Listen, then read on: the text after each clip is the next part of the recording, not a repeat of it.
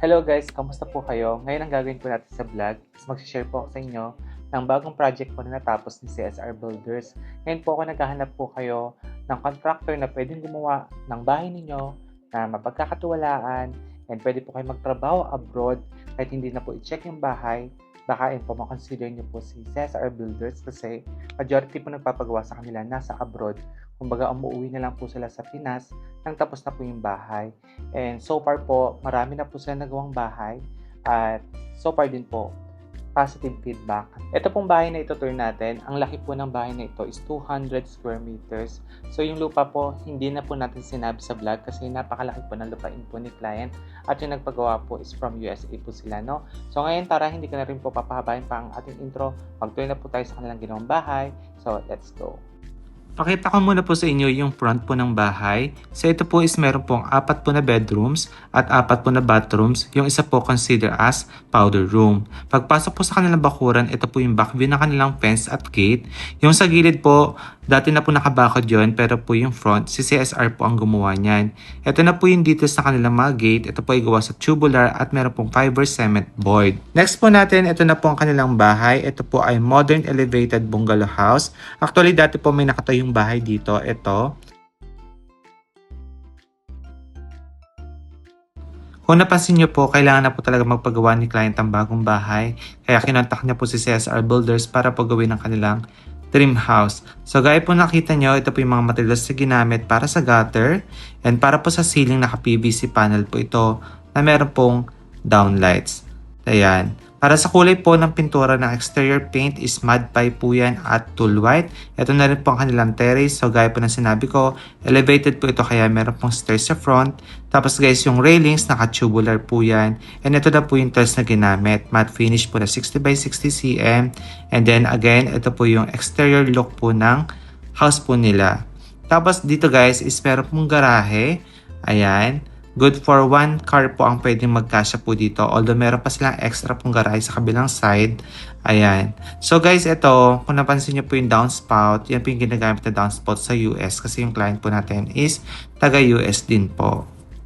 Zoom lang po natin yung downspout. So alam na alam nyo po pag taga-US yung client natin, ganyan po yung pinapagamit ng downspout pag nagpagawa sila ng bahay dito sa Pinas.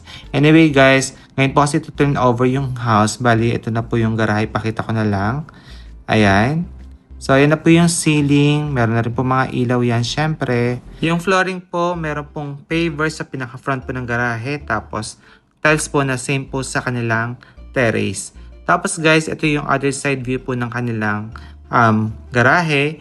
Tapos yung ginamit po na window dito, reflective po yung glass or mirror type.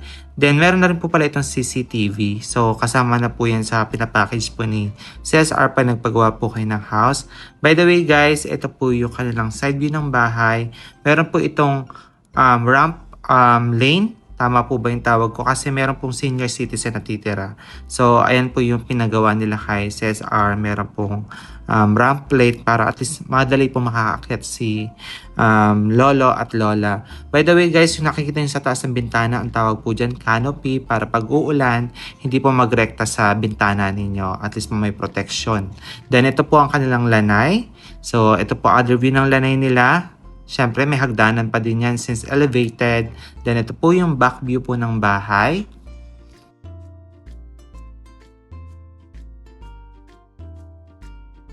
Kaya hindi ko na po sinabi ang lot area kasi po napakalawak po ng lupa nila. By the way, tanaw po natin ang Mount Arayat dito sa likod ng house. Guys, bali pagpasok sa loob, bali meron pong hallway. Ayan. Tapos, dito po located yung 3 kwarto. Bali, ito si bedroom number 1, 2, common bathroom, tapos si bedroom number 3. So, ito po yung back view ng pintuan sa malapitan. Then, sa taas po na ito may emergency lights na nilagay si CSR Builders. Then, ito na po yung details ng kanilang mga ceiling. May groove. Yung lining po na nakikita nyo yan. Ito po pala yung tiles na ginamit nila dito. So, marble look po siya na porcelain tiles, glossy. Pero may touch of beige po siya. Ayan, or gold. Ito nyo po ba? Then, ayan po. So again, si bedroom number 1, 2, common bathroom, and 3 yung nandito po. Bali, ito po si bedroom number 1. Bali, yung switch na ginamit po dito is gray po na Omni. Ayan. Then, ito po yung pintuan nila, yung details para sa mga kwarto. Black knob or black door knob. Then, ito po sa bedroom number 1. So, ito po, yung mga bintana po is naka-design for blind stop po sila. So, yun po yung gusto po ni client. Then, ito po yung kanilang ceiling. PVC panel po ito na kulay oak. Ayan. Then, yung tiles po na ginamit dito is 20 by 90 po. Matte finish po yan. Dito po sa photo na ito is meron siyang bathroom saka wardrobe cabinet na rin. Ayan. Gantong angle na lang po tayo. Bali, yung pin door. Tapos ito sa wardrobe cabinet. So, ito po ay modular cabinet siya. Tapos guys, ito meron smoke detector na rin po nilalagay si CSR for the safety. Ayan, smoke detector. Then, ito po yung bathroom. Yung bedroom number 1. Ang ganda. Okay. Bali, yung tiles flooring po nito is gray. Matte finish po yan. So, ang maganda po kay gray, low maintenance po talaga pagka magdilinis ka ng CR at hindi siya agad nagmumukhang madumi. Ito rin po yung tiles na ginamit sa bahay nung nagpapalit ako. And nasubukan ko po talaga, gray is the best choice po pagdating po sa kulay po ng tiles na gagamitin. But then again, nasa inyo po yan regarding sa gusto nyong ipagawa sa interior. Pero ito po, low maintenance po siya. So, yung mga sanitary ware po nila is Posy. Ayan, meron din po itong touch mirror na may ilaw na. Then, may exhaust fan. Ayan. Then, ang cute ng partition lang nila dito, yung kalahati is concrete, yung kalahati tempered glass. Ito na rin po yung kanilang floor drain and chrome type po na shower. Ganda. So, ganito po yung bathroom na ito.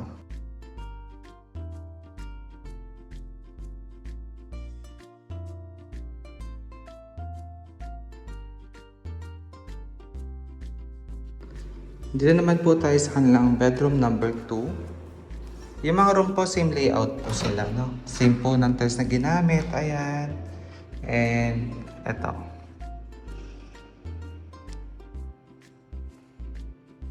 Bali po sa bedroom number 2, meron na rin po itong wardrobe cabinet. And ito po pala soon lalagyan namin ng cortina. Magpa-finalize lang po kami ng color today din po. Yung color paint po nito is tool white. Then dito naman po tayo sa bedroom number 3. Ayan. Ito po kasi may magamit na. Same layout din po sila ni bedroom number 2. Tapos dito po may wardrobe cabinet. Ayan. And dito po sa center, common bathroom.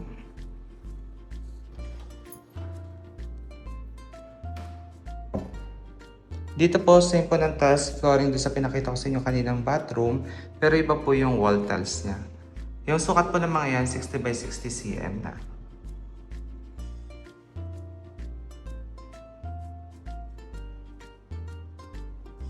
Ito naman po rectangle yung kanyang touch mirror. Okay. Ganda ng banyo. Then dito guys, pagkagaya natin sa hallway, meron po ditong living area and dining area. Ayan. So ito na po yung design ng ceiling. May mga pin lights na po yan, yung mga yan, pin lights, at mga center lights po, or chandelier. Yung floor stand aircon po nila is Daikin. And dito po, meron silang TV console na merong magandang accent and may cabinet na rin po syempre.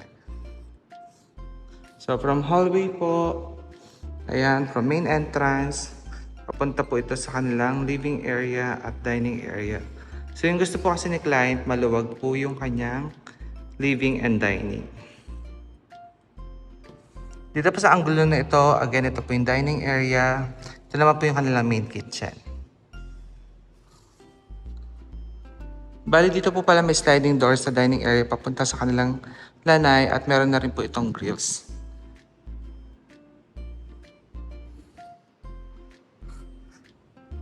So yung main kitchen po nila, meron po itong island bar na nakaka-quartz po ito. Ayan.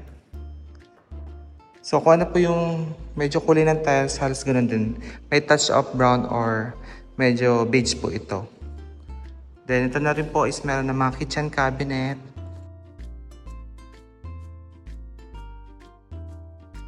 May modern sink po. Then Hamden po na stove and range hood. Yan. And dito po lalagay yung kanilang refrigerator plus ito siguro for sure is yung kanilang paglagay ng grocery. Tapos may another bathroom din po ito sa tabi. So same din po na pinakita ko sa inyo kanina. Pero ito is considered as powder room. Ayan.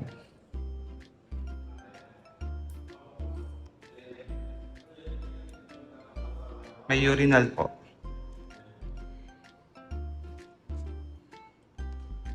From powder room po, dito naman is meron silang auxiliary kitchen.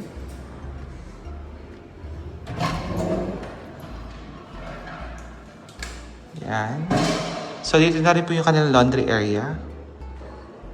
So tiles, same po sa mga kwarto. And ayan. Cabinet. Then ito po is exit door going sa likod po ng bahay.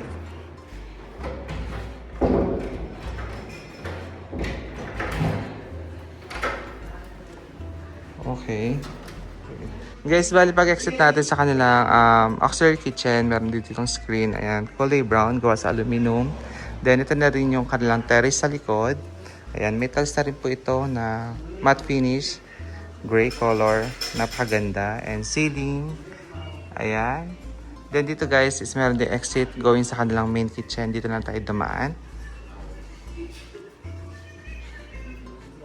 Pagpasok po natin from balcony, ayan, dito na po yung kanilang another bedroom, si bedroom number 4. Consider as master's bedroom na rin po ito kasi meron siyang bathroom. Di ba ang daming bathroom po sa bahay na ito? Anyway, ayan, bathroom po dito, tapos ito yung kwarto. Ayan. Kompleto na rin po ito, wardrobe cabinet. And maglalagyan po ng TV saka CCTV. So yung good thing po kay CSR, bawat area po may smoke detector. For the safety po talaga. Then tingnan na lang po natin yung bathroom. Or si bathroom number 3 kasi yung isa powder room. Okay. Same po ito ng bathroom dun sa bedroom number 1. Same tiles po. So ito po meron silang pedestrian na meron po sila ditong handle for the senior. Ayan.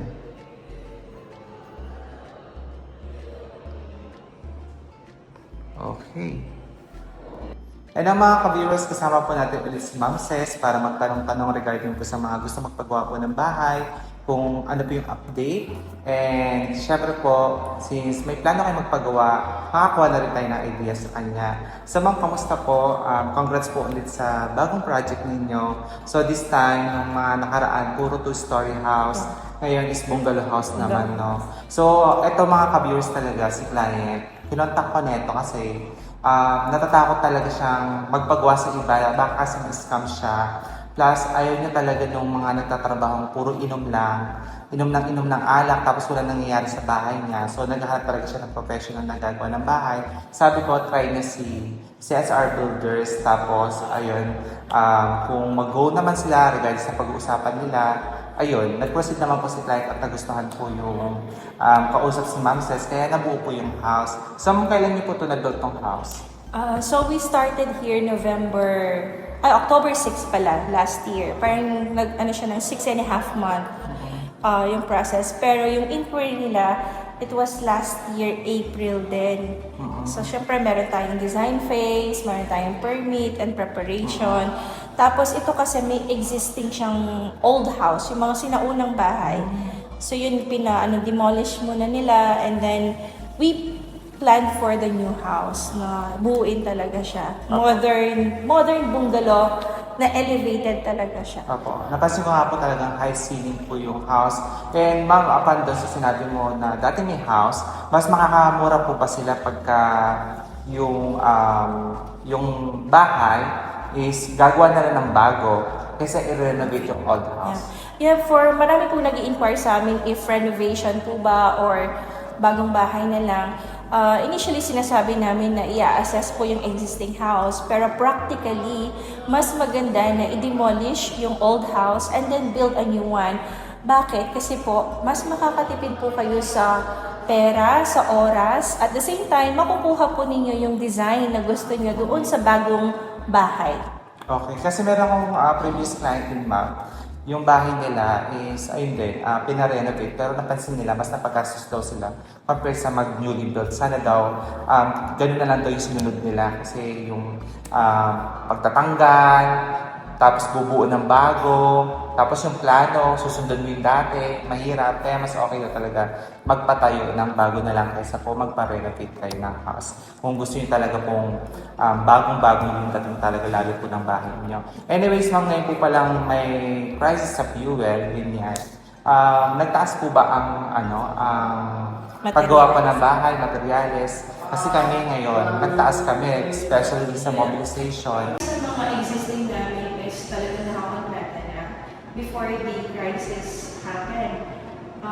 Hindi po kami nagtaas or hindi namin pabaguhin yung presyo kasi hindi kami makakontract. So kami po ang nag-adjust. But then sa mga new contracts na papagating, obviously po, magbabago na ang presyo dahil meron po tayong mga materials, raw materials, supplies, talaga pong nagtaas, hindi namin siya controlled, ganyan. Ang mai-help lang namin sa aming mga client is that our professional fees remain the same.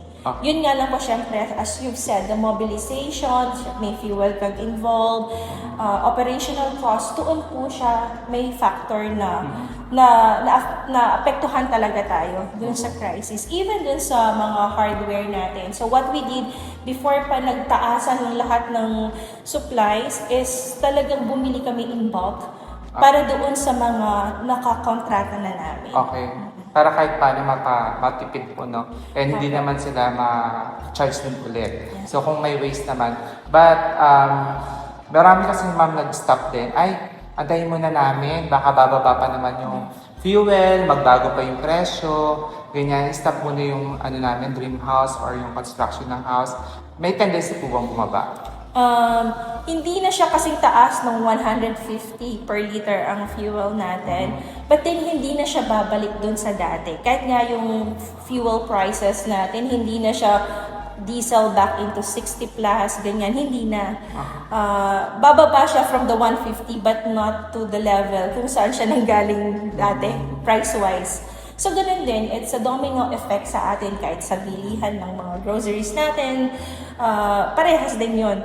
Tataas at tataas po talaga. Nalungkot din ako kasi kapagawa din yata ako this year. Joke lang. Hopefully, ganyan. So anyway ma'am, tawag dito, ito pong house na pinakita natin, ano pong type po ito? Kasi meron mga luxury, elegant. So ito po, ano po yung Ito ay upscale, elegant finish. Okay. Tapos ma'am, nakita ko ang daming bedrooms. Ba't po marami yung pinagawa nilang bedrooms? Tapos ang dami ding bathroom, tapos may powder room pa sila. Yeah. So si ma'am, pinagawa niya ng kwarto yung mga anak niya. And then para pag nagbabakasyon sila dito, mayroon silang kanya-kanyang kwarto.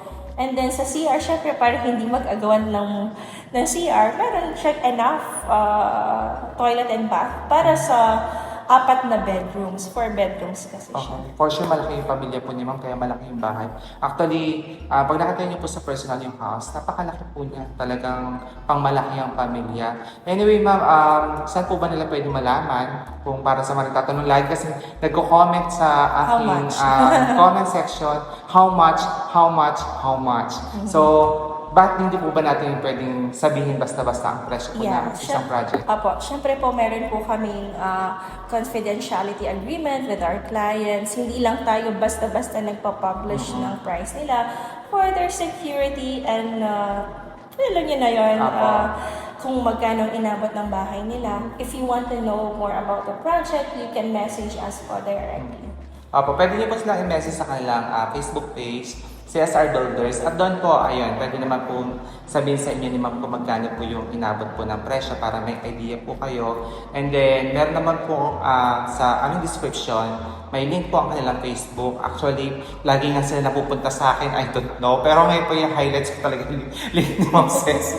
Kasi, ang dami dumadaan sa akin nag-i-inquire. Pero, alam niyo naman po, good thing naman yun, pag nag-message naman sa akin, didiretso ko naman po kay CSR Builders kasi po ako po ay vlogger. Wala po akong idea sa pag-build ng house pero may idea ako sa mga materials na ginagamit. Ganon. Anyway guys, kung meron pa po kayo mga questions at plano pong alamin regarding sa pagpapagawa ng bahay, ay po, please message them. Tapos, ayan guys, hopefully nagustuhan nyo po itong bago nilang gawang bahay. So sa design po, marami pong pwedeng design, basta kung ano pong request nyo, gagawin po nila, no? So again, sana po meron po kayo ng idea. Maraming salamat po sa panonood. Ingat po kayo and God bless. Bye-bye!